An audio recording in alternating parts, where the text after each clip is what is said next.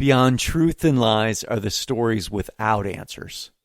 Welcome to Dragonsbread. We all like to believe we're responsible for our lives. It's ours to keep. And if threatened, somehow the truth will protect us to keep us free. But imagine your world gets turned upside down. And instead of truth, it's lies that prevail. And there's nothing you can do to make things right. Where is your freedom then? And can it be found in a place like death row? This is Damien Echols' story. And this is the episode we're calling West Memphis Free. One day, I saw an angel.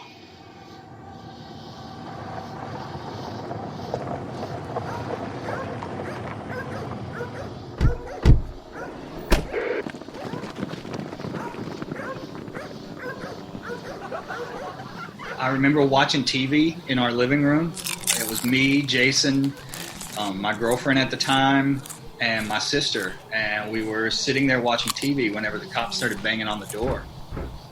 And at first I thought, they had been harassing us for like a month before that. So I figured they were just there to harass us again. So I wasn't even going to answer the door. I said, fuck it, let them stand out there and bang on the door. But you could tell there was something different this time.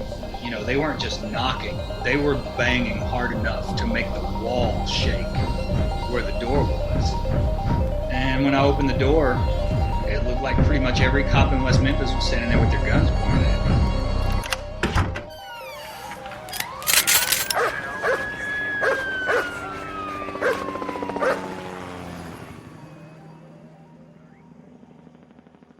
We went before the judge. That was when I found out who had confessed. The judge said, that Jesse Miskelly had confessed. They've got the transcript. Do I want it read out loud in the courtroom? And I said, yeah, read it. He refused, would not read the confession in the courtroom. Instead, they took me into a broom closet back behind the judge's chambers and gave me a typed transcript of the confession. And I'm sitting there, I've been up all night long. I'm hungry, I'm thirsty, I'm in shock. But even in that state, when I'm reading this thing, I can see that none of it made any sense whatsoever. From the moment they brought us out of the county jail, as soon as we were arrested, they immediately brought us out into a sea of cameras. This was like a bomb detonating in a small town whenever these murders happened.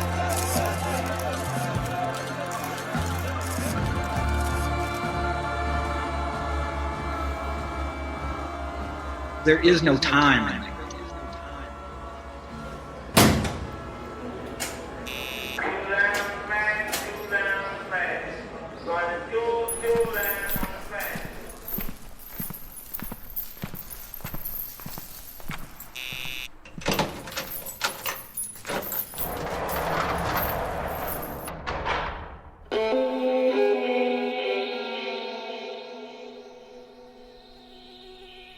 The moment I woke up, the moment my eyes opened in the morning, I would wake up pissed off. I would probably smoke 3 to 5 cigarettes back to back, like lighting one off the butt of the other before I even stepped foot on the floor, just laying there looking at the ceiling and thinking, these people have no right to do this to me. I'm not supposed to be here. I'm eating garbage. I'm being feasted on by blood-sucking insects all day. I'm dealing with guards coming in, tearing my stuff up. I could not find my way to anything, any sort of spiritual practice at all. I could not let go of the anger enough to get into it. And what happened was whenever you're executed, the only person who's allowed to be with you is your spiritual advisor. No family, no friends, none of that.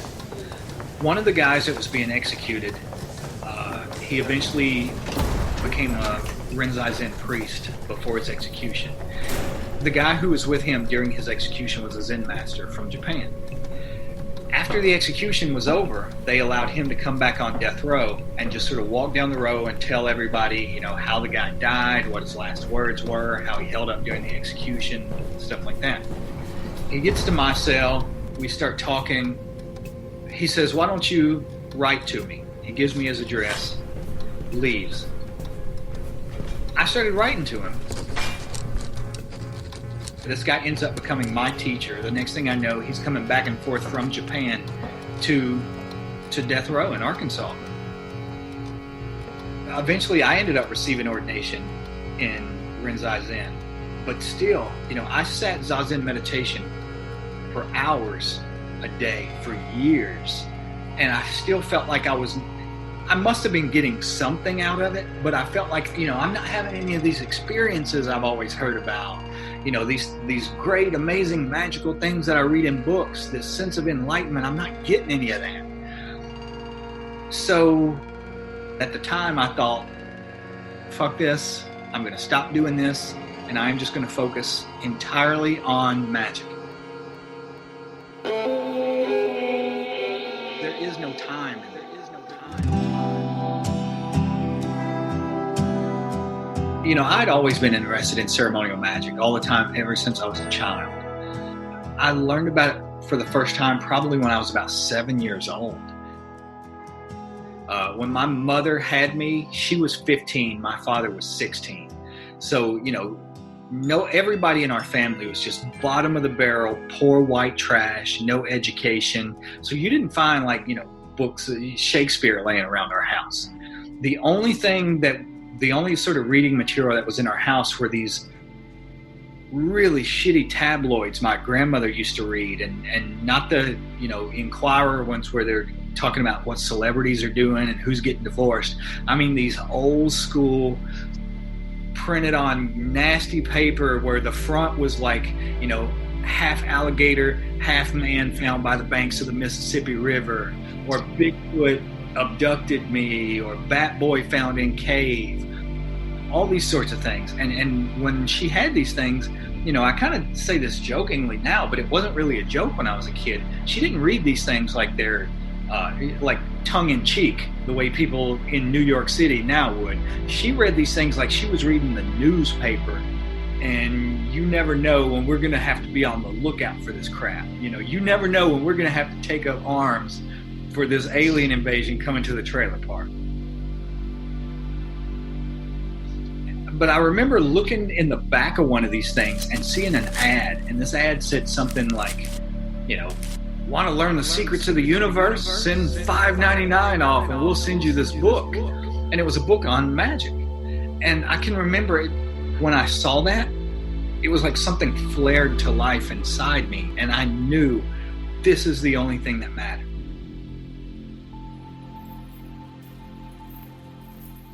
They took everyone on death row, moved us to a new prison, and put everyone in solitary confinement. It looks like a bank vault. You're sealed inside 4 concrete walls and a solid steel door. They open a slot in that door to push your tray through when it's time for you to eat, or if you get some mail or something. There's no natural light. Then your shower is a faucet on the wall, and there's a drain in the middle of the floor. They turn the water on and off whenever they want to take a shower. Sometimes it's scalding hot. Sometimes it's freezing cold. You have no choice, no say in the matter. You just sit there and wait to die, basically. For me, it was kind of a godsend. It shut out all distractions. From that point on, I had very little contact with anybody else. So that was one of the things that allowed me to go deeper and deeper and deeper into my practice. I became absolutely obsessed. I was doing magic up to 8 hours a day. I had to learn a bunch of different techniques that are like abbreviated versions of real techniques. You know how you get that feeling sometimes like somebody is watching me, and you open your eyes and look around and sure enough, there's somebody looking at you across the room? I would get that sensation and look over, and there would be a guard looking in the slot at what I'm doing. And I figure, okay, they're going to think I'm crazy if they keep looking in the cell and seeing me pointing at the wall or doing this Village People impersonation, whatever the hell they think I'm doing. and then they're going to pump me full of Thorazine, and I'm going to spend the rest of my life as a zombie in the cell. But one day, I saw an angel. The only way I can come close to articulating what it was that I perceived is to say that the way that my psyche registered it was as two black triangles. One large black triangle that would be, I suppose, the body, and one smaller black triangle that would be the head. There's no facial features, there's no limbs, there's no wings, none of this. But I knew exactly what I was perceiving, and I knew to the core of my soul that this thing was just as sentient and aware of me as I was of it. From that point on, I never, ever again had any doubt that what I was doing was effective, that it was doing something in some way. What year was that? See, I got out in 2011. Stuff like that is really hard just because there is no time in there. There is no time. I remember I started getting a lot of letters from people. You know, people were seeing the documentary, The First Paradise Lost, and she wrote me a letter. Do you remember what the first thing she said to you was? I don't know. Deep in your house of privilege, high upon a hill, all of your creature comforts still ain't got your fill. Drinking your gin and tonic, filling up your ashtray. There's no tomorrow. Goodbye, lady day. Goodbye, lady day. What will entertain you? Apocalyptic dreams, not some far-off fiction, but for many it seems. Flames are climbing higher, lungs will choke today.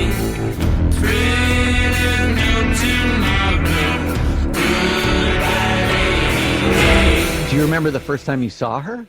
All I remember is sitting in the visitation room looking through the glass at each other, talking. She had flown to Arkansas from New York, and I remember after she left, I talked to her on the phone. May have been later that night, may have been the next day, I can't remember. But she said that as soon as she left, she had collapsed in the parking lot just crying because she knew that her old life was over. Meeting Lori was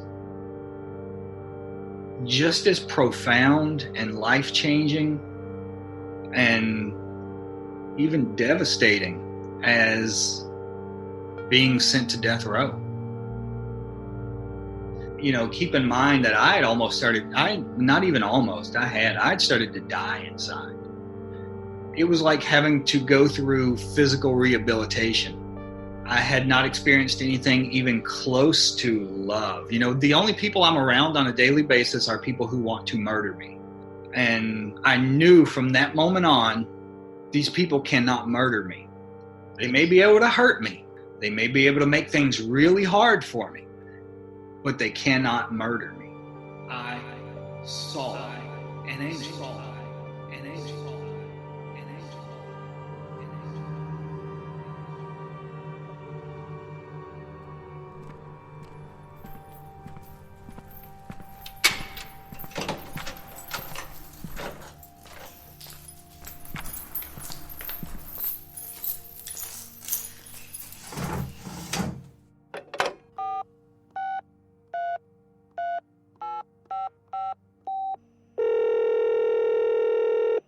Hello, this is a prepaid collect call from Damien.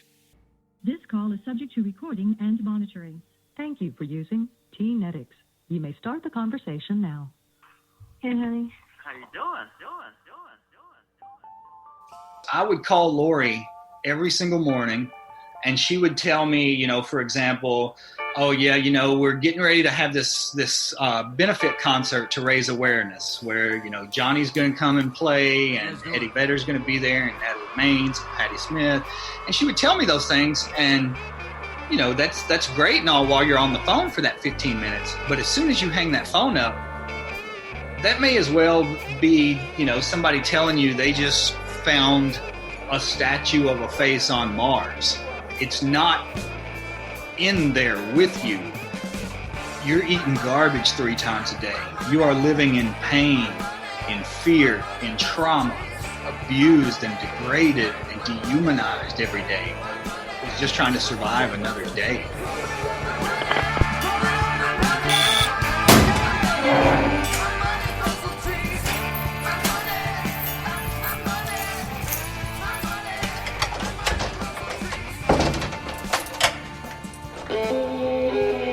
What year was that? I would say there is no time.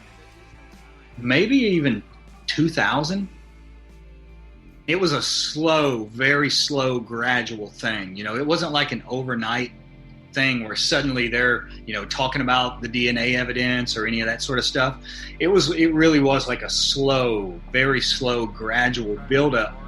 And I think part of it was due to the fact that I was interacting with him. You guys want to introduce yourself? My name is Damien Echols. I'm 36 years old and released today from death row for a crime I did not commit over 18 years ago.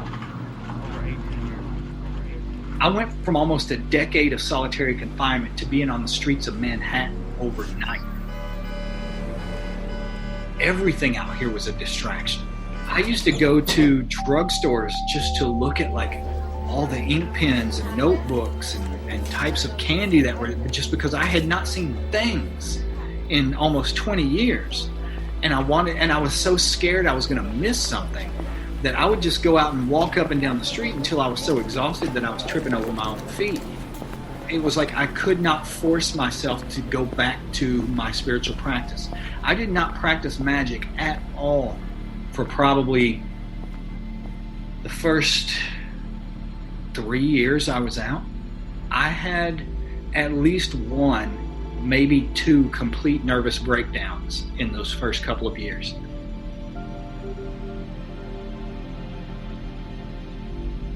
The first 2 to 3 years that I was out, we traveled non-stop. We were always on the move.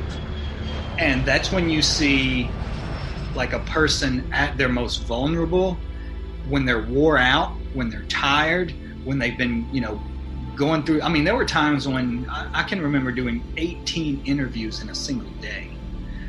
Being so tired you can't think straight, wearing dirty clothes, never knowing when you're going to see home again, wherever the fuck home is even going to be. Having people ask you the same questions over and over and over and over. That stuff destroys you inside. And I can remember being in a hotel somewhere, and we had both just gotten to the point where we were fucking broken. We couldn't do it anymore, but we couldn't not do it because we didn't have anything. We had no money. We had nothing. We were just doing whatever we could to survive. And I can remember Lori was drinking a green juice of some sort, like a green spinach or something. And she dropped the glass and it shattered on the bathroom floor. And I remember her just screaming, I can't do this anymore. I can't do this anymore. It was like at that moment where you have this idealized version when you're in prison of how great life is going to be whenever you get out. That's when you realize that was an illusion. This is what life really is. It never occurred to us that there was an option to do anything else. I got something left to hold on to.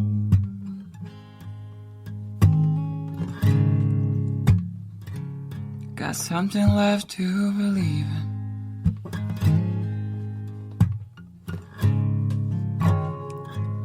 Got your loving heart to keep me warm when darkness comes in. Where was the turning point? The first couple of years that I was out of prison, I would not even talk about magic, because that was what they had used to try to kill me.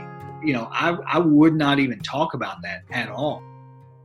A friend of mine, we were talking at one point, and she said, if you let them take away the things you love, if you give up what you love and give up what makes you you, then they may as well have killed you. You're not really alive anyway. And that was when I knew I had to reclaim that. So I started actually, talking about magic, and I did a podcast with a woman named Tammy Simon about magic and practicing magic and how it helped me survive prison and all this. And she was also the founder of the publishing company Sounds True. Immediately after this podcast is over, she says, would you be interested in doing a book with us on magic? Keep in mind, at that point, I could not read, much less write. I thought my writing days were over.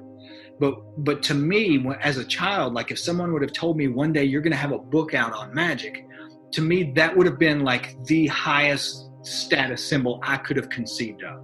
I thought if you have contributed to the body of knowledge that is ceremonial magic, you fucking made it.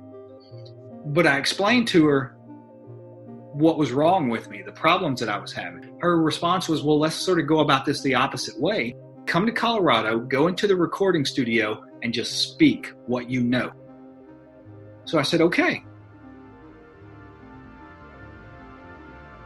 I went in that recording studio every single day for a week. I had no notes. I had nothing.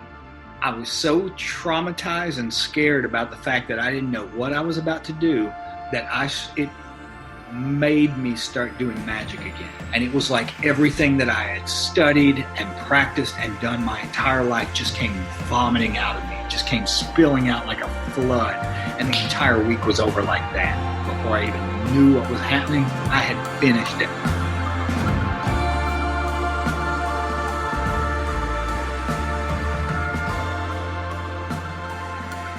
How do you make sense of what happened to you?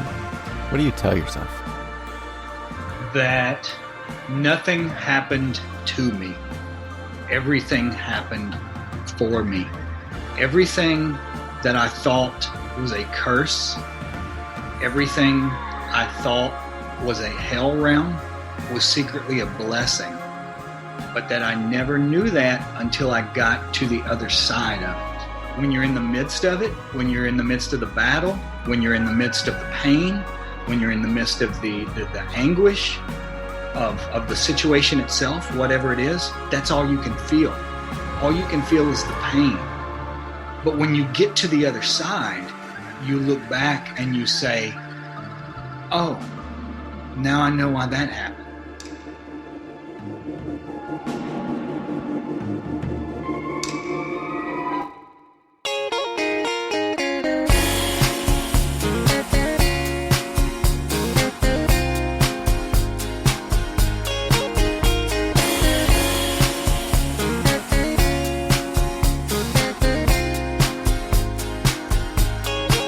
Well, in another day, if you can find a way to